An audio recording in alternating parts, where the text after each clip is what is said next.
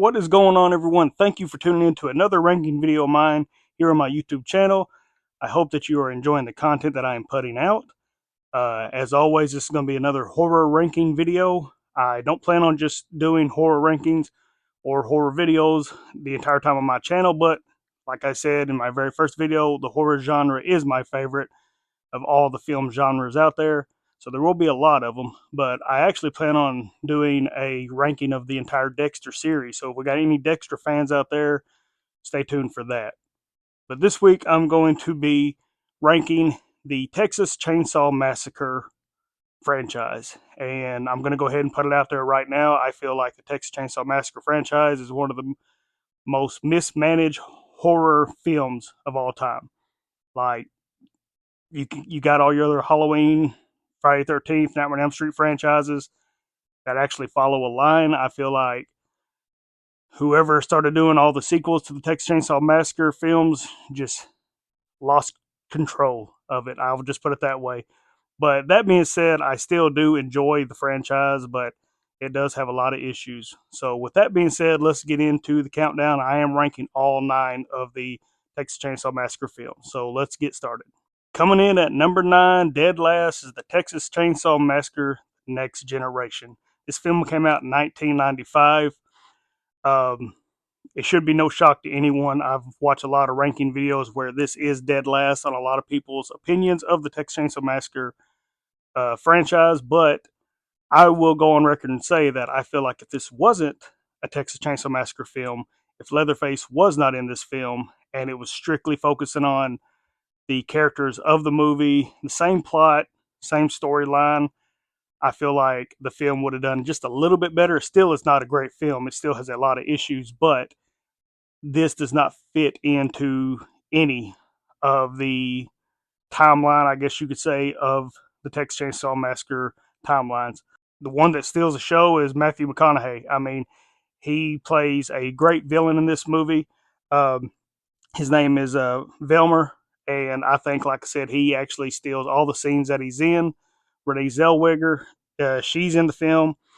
She plays Jenny, and like I said, overall, I feel like it didn't have a whole lot going for it to begin with. I don't know if they just hurry up and wanted to do another sequel. I don't know who the writer and the director of the film was, because honestly, this is such a horrific film, in my opinion, for this franchise that I never watch it. But yeah, the story is about a group of teenagers that get into a car crash in the backwoods of Texas on their prom night. Like I said, this could have been same plot, same storyline, just take out Leatherface. I think this is the worst portrayal of any of the Leatherfaces we've ever seen. He whines and cries and screams the entire film. It's not a good portrayal. He's not intimidating at all. Um, yeah, just overall, this is not a good movie. I would never recommend anybody to watch it. But yeah, that being said, the only thing I will give it props for is, like I said, Matthew McConaughey's performance in it. But still, not a great film. Okay, coming in at number 8 is the 2017 film Leatherface. I remember when I first heard about this film coming out, I was super excited for it. I never really wanted a big origin story of Leatherface, because we'll discuss it later in the other films, but I just felt like they never could really nail um, the origin story of Leatherface and what made him what he is to this day. And when I went and saw this film, I walked out going, yeah, they couldn't nail it again. So, that being said, it's not a terrible film, but just like I said on the other one about the Texas Chainsaw Massacre Next Generation, this film to me could have been more of a successful film if it wasn't titled Leatherface, and if it didn't have the Leatherface tie to the movie. And actually, I felt like this film was almost a lower version of The Devil's Rejects. That's just my opinion. The story of this film is a teenager, Leatherface, escapes from a mental hospital with 3 other inmates, kidnapping a young nurse and taking her on a road trip from hell, while being pursued by a lawman out for revenge. Like I said, I will go on record saying I think the acting was good in this movie, wasn't great, but I do think the acting was good. They tried to trick all of us with thinking that out of the escape inmates, that the heavier set guy with the long hair, that was going to be Leatherface. And then, of course, at the end of the film, it's this pretty boy through the whole entire movie who turns out to be Leatherface, and it just didn't make sense to me. It just did not feel like a Texas Chainsaw Massacre film, and that's may have been what they were going for. Like I said, especially with the title just being Leatherface. But once again, this is another film that was trying to give us answers to questions we're not asking. I'll put it that way. But yeah, I felt like this film could have been a success if it did not have the Leatherface title with it. So that's my number 8.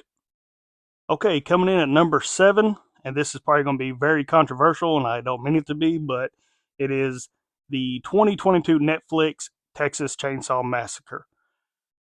I was super excited when I heard about this film coming out because, like I said, I do like the character Leatherface. I do like the Texas Chainsaw Massacre films, most of them, and I was just super excited to see how they were going to portray this version of Leatherface.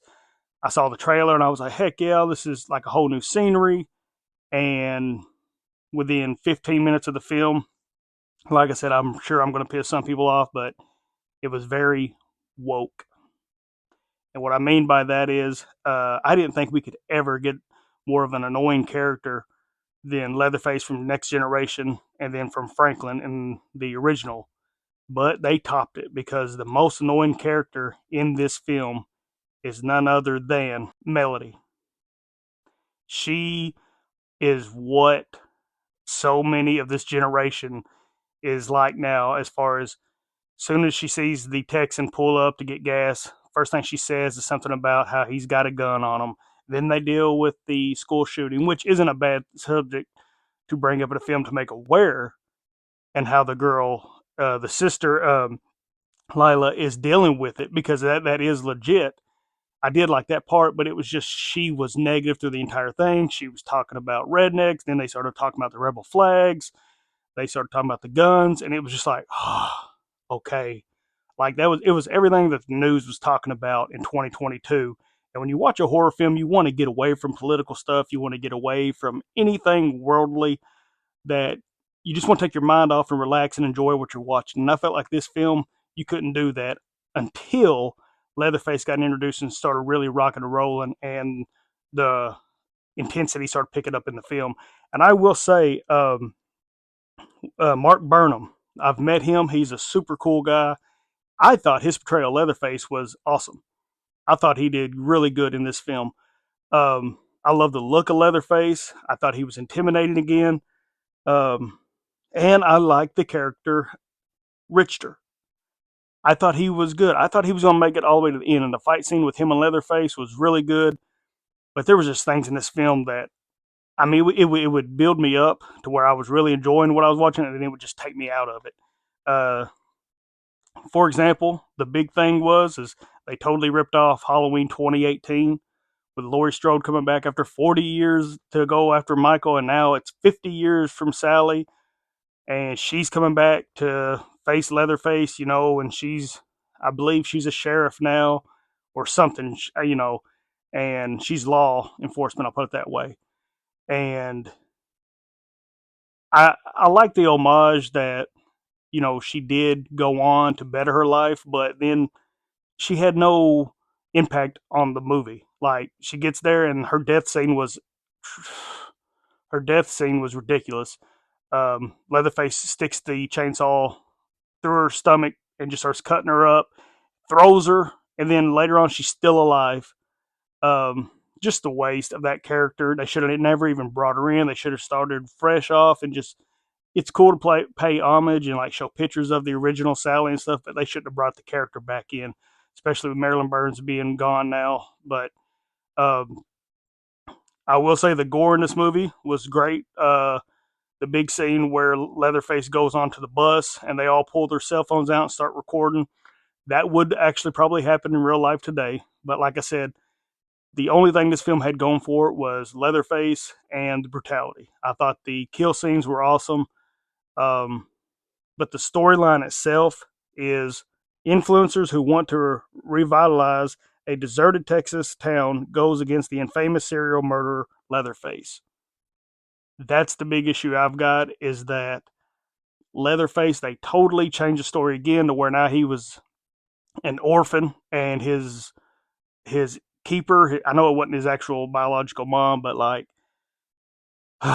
she had him for years, and he was part of this orphanage. And I'm just like, man, why do they do this? Like, why do they change the history of Leatherface? And part of me starts to believe that each film is not even about the same original Leatherface. It's almost like they just say, well, in this part of Texas is Leatherface, this part of Texas is Leatherface, because like I said, none except for part 1 and 2 does the family match up, does the timeline match up, does the backstory match up. But like I said, this film, it's not a complete waste, but there was just things that I didn't care for, especially like I said, the main actress, when she sees Leatherface up top of the stairs and he chunks a hammer and it hits her so hard she goes flying down the stairs, busts through the floor, and then just rolls over and starts crawling away like nothing. I'm like, come on. Um, Best part of the film, spoiler alert, is at the end you think they finally got away, and Leatherface grabs a hold of her, yanks her out of the car, and cuts her head off. I was like, finally, they did something right. But yeah, this film just it was disappointing, um, and I haven't went back to rewatch it. Like I said, it's just one of the things where the violence was good, but storyline I didn't care for. I didn't like the political stuff they tried to throw in there, sprinkle in there. I'll put it that way. Other than that, yeah, not a big fan of this film. Okay, coming in at number 6 is Texas Chainsaw 3D from 2013. This is another film that I was super excited about when I heard that they were doing a direct sequel from the original. I was like, heck yeah, this is going to be awesome. Me and my wife went and saw this in theaters. And pretty much the premise of the movie is a young woman, Heather, travels to Texas to collect an inheritance. Little does she know that that an encounter with a chainsaw killer is part of the reward.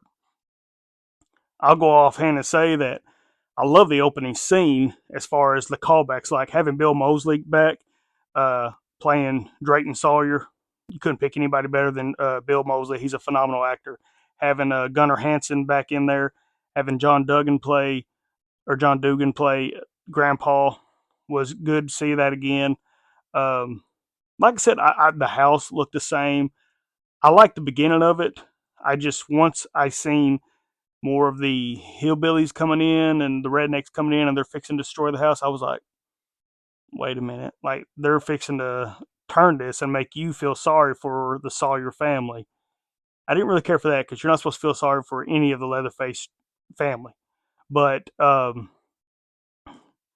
I have watched this film several times, and like I said, I'm not gonna lie. I was super excited when I watched it in theaters. The 3D effect was really cool, but the timeline in this movie is so off. Like, this film was supposed to be taking place, I believe, in 2012, and they've got the cell phones and stuff. But the main actress is supposed to inherit this house that we seen her as a child in the first 10-15 minutes of the movie. It's in 1974, and then here it is. She should be in her mid to late 40s, and here she is like early 20s. Just the timeline didn't match up. I will say, Dan Yeager, who plays Leatherface, I thought he did a phenomenal job. I really like the Leatherface look in the film. It has, to me, one of the best kill scenes, and it's not even really necessarily a huge kill scene, but I love where Kenny finds Leatherface, takes off running, he goes up the stairs, and he's the big chef of the group. And all of a sudden, you see Leatherface with that hook grab a hold of him by the shoulder, and he just yanks him down the stairs. And then later on, when Leatherface finds Heather and she's knocked out and she's waking up, I like how it's all blurry and you can hear the rev of the chainsaw, and he's sitting there cutting up the body and Kenny's hanging. Like I said, it does have some pretty cool kill scenes in it. Um, but I really enjoyed where Leatherface is chasing Heather through the carnival. I thought that was pretty cool. But once again, now when you make a 3D film, when you watch it on Blu-ray or DVD or whatever, It just doesn't stick out as much as it did in the theater. Um, could not stand the main protagonist in this movie, the bad guy, Mayor Burt. I couldn't stand him at all. And the final fight scene, when, of course, the famous line is when she grabs the chainsaw, throws it to Leatherface, and says, "Do your thing, cuz." I was like, so you're literally making Leatherface out to be the anti hero. And that's just something you cannot do with Leatherface, because Leatherface is one of the most terrifying horror villains of all time.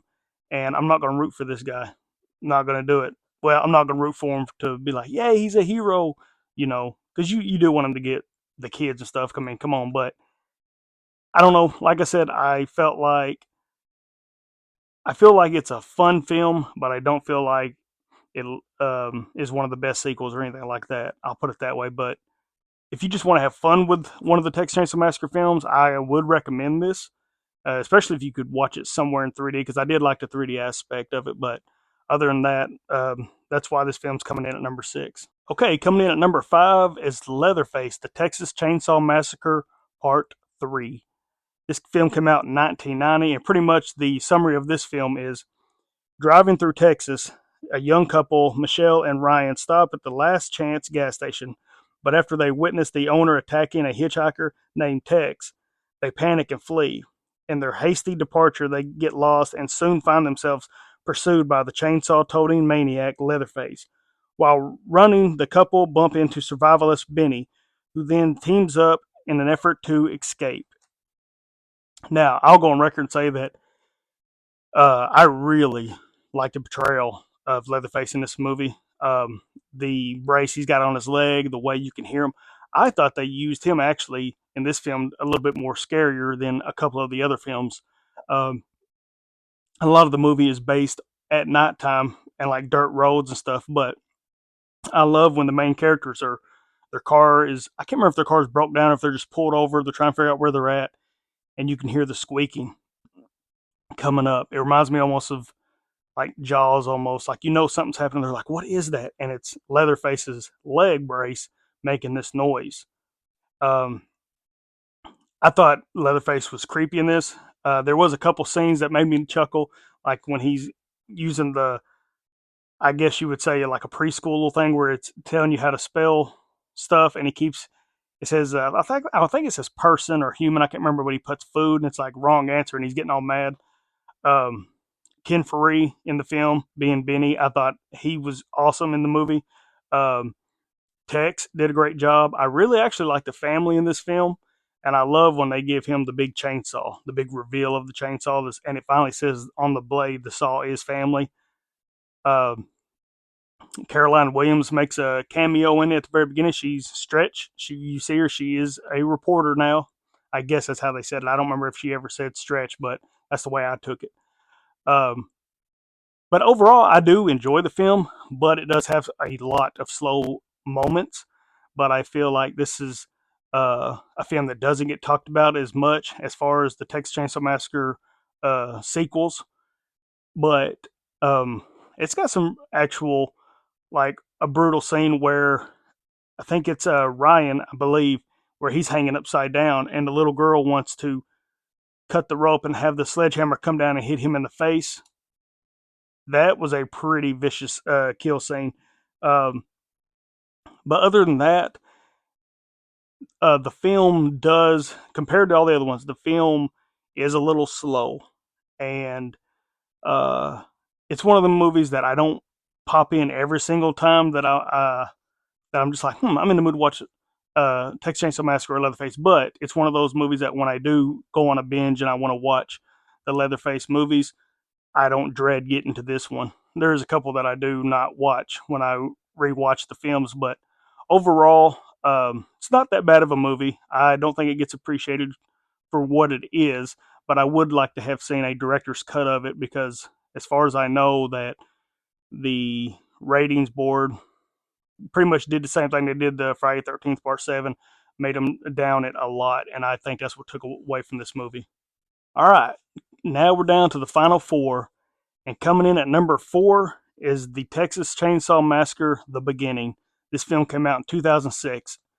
The summary of this film is: Before being sent to serve in Vietnam, two brothers, Eric and Dean, and their girlfriends, Chrissy and Bailey, take one last road trip. But when they get into an accident, a terrifying experience will take them to a secluded house of horrors with a chainsaw wielding killer known as Leatherface. Um, Once again, this is one kind of what I was talking about earlier. I do enjoy this film. I think the acting is really good with all four of the main heroes of the film. I guess you could say the heroes.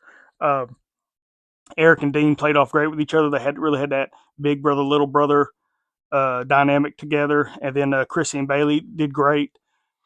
But this is another film that I felt like they were answering questions that the fans weren't asking. And I know you're probably tired of hearing me say that, but it's true. Um, like I love the fact that we had Arlie Ermy again back as sheriff. And I did like how it showed how he got to be the sheriff. Uh, but like when it showed him, I think it was them cutting off. I guess he was the grandpa or whoever legs in the wheelchair. Now, it's like okay, well, so that's why in 2003 he has no legs. That to me didn't really make sense because he cut one off, and then he's like, hey, even the other one up. Um, I didn't like how Leatherface was born in the slaughterhouse. I didn't care for that. And then they throw the baby in the trash, and that's where the the older woman finds him in the trash and brings him home.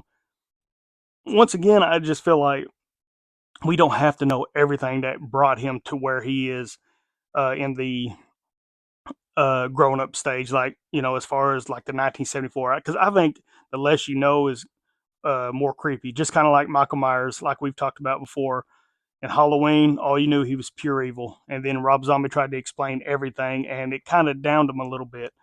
That's kind of what I felt like with this movie, but um, I still feel like the kills are good. Then they brought in the bikers in the movie.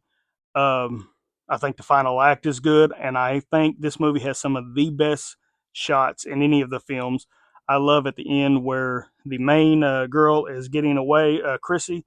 She's driving away, and deep down, she's not going to get away because this is a prequel to the 2003 remake. And all of a sudden, Leatherface pops up and he sticks the chainsaw through her seat and it goes up, and he's just splitting her up pretty much, and then it wrecks. I love that final shot where Leatherface gets out and he's walking down that gravel road going back home, and the whole backlight is like solid black, and he's just walking and he's got that shoulder up while he's holding that chainsaw, and then the voiceover. I love that. I think that was a good ending. I really liked it. Um, I think Arlie Ermy as sheriff, he played really good with the two brothers in the film, like especially when he's like making them do the push-ups out in the yard. Like I said, this movie has a lot of intense scenes in the film, uh, but I still don't think it's better than the 2003 remake. And I think pretty much it's kind of because I didn't really care for the backstory. I do like a lot of backstory, but on certain characters I don't really care for. And so far, I feel like they have not been able to nail why Leatherface is Leatherface. And I think they should just kind of leave that alone, in my opinion. Okay, coming in at number three is the Texas Chainsaw Massacre, the 2003 remake. And when I think of any kind of horror remake, this is the definition of a horror remake. The plot of this film is after picking up a traumatized young hitchhiker, five friends find themselves stalked and hunted by a deformed chainsaw wielding loon and his family of equally psychopathic killers. I'm going to go on record and say I feel like this has the best acting. Jessica Biel plays Erin, phenomenal acting in this movie. Uh, Erica, I believe her name is Learshan. She plays Pepper. Her boyfriend Kemper, he did great, and what a shocker that was for him to be the first one killed off. I didn't think that was going to happen. Uh, just the opening of this movie, it almost felt like a good travel movie. You got Sweet Home Alabama playing in the background, um, and they're talking about going to a Leonard Skinner concert, and then of course all hell breaks loose when they pick up the hitchhiker. I was happy that they didn't try to recreate the hitchhiker from the first one because Ed Neal played that to a T, to a perfect on the original 1974 film, and I don't think anybody could ever live up to that.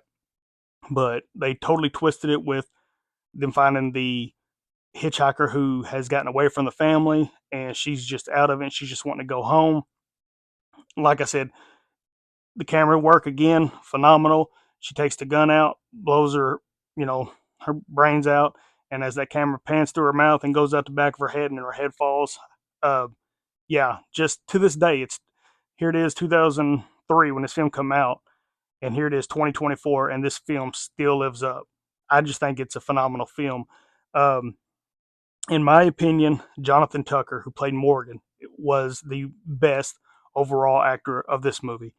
I'm glad that his character lasted all the way to the end. Him and Jessica Biel's character, Aaron, played off great with each other.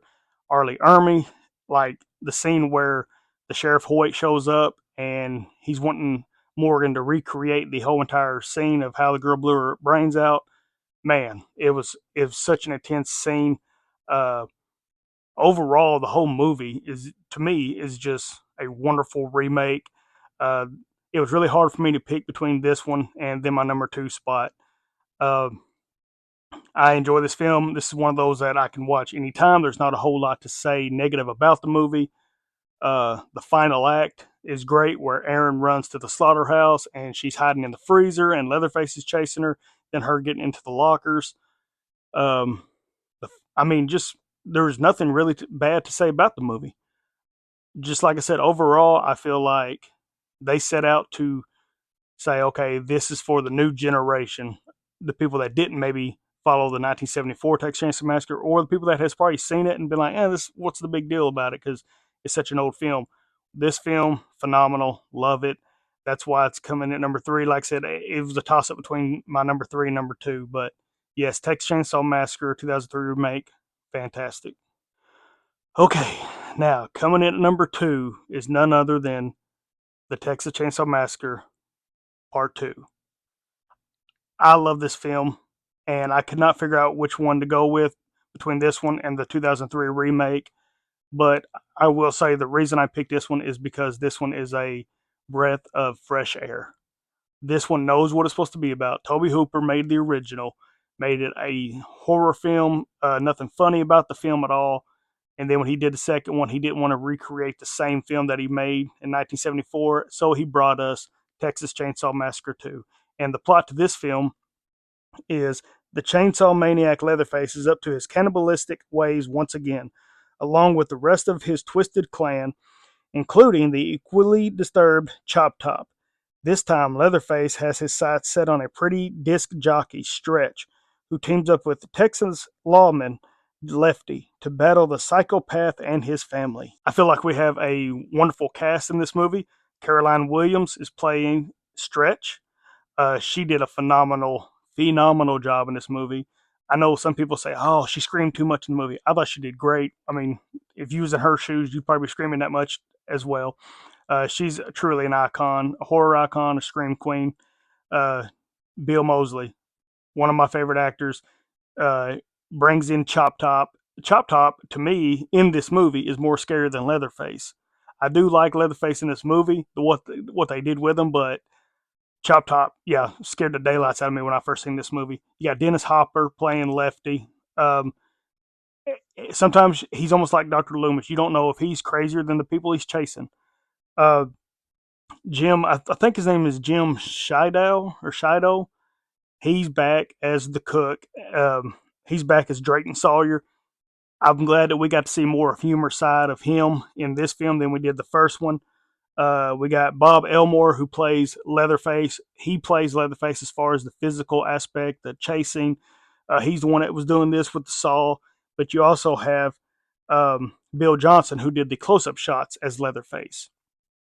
Um, I like the storyline. I like where they're staying at the amusement park underneath the ground in these tunnels. Uh, and it's got that classic 80s vibe to it. I love the effects, the practical effects in it, especially when at the very beginning where they're holding up, I guess it's Bubba from the first one, the hitchhiker, and the music's playing and he's dancing with it. And all of a sudden, they shoot at the mask and it falls over, and you can see that it's Leatherface and he's cutting up the car. And then he cuts that guy's head straight in half, and like the blood squirting up, and his hands are all flipping out. Uh, And of course, LG, the character LG in the movie, I like him. Uh, and he's always like, "Darling," talking to Caroline Williams. He loves Stretch. Of course, you can't forget the whole "I built you a little fry house." Uh, this movie's just a fun movie. I enjoy it, and like I said, this is why it's coming in at number two. Uh, Another phenomenal third act in the film. Like I said, it has enough horror in it to creep you out, mainly with Chop Top, but it's got enough humor to, like I said, they really balance it out to where I do feel like this is more of a comedy horror than a horror comedy, if that makes any sense. But I do enjoy this film, and I highly recommend this. And yeah, that's why it's coming in at number two. Okay, and it should be no surprise to anyone. My number one pick is the original 1974, The Texas Chainsaw Massacre. Once again, this is to me the one that started it all as far as the slashers. The plot to this film is when Sally hears that her grandfather's grave may have been vandalized, she and her paraplegic brother Franklin set out with their friends to investigate. But after a detour to their family's old farmhouse, they discover a group of crazed, murderous outcasts living next door. As the group is attacked one by one by the chainsaw wielding Leatherface, who wears a mask of human skin, the survivors must do everything they can to do to escape.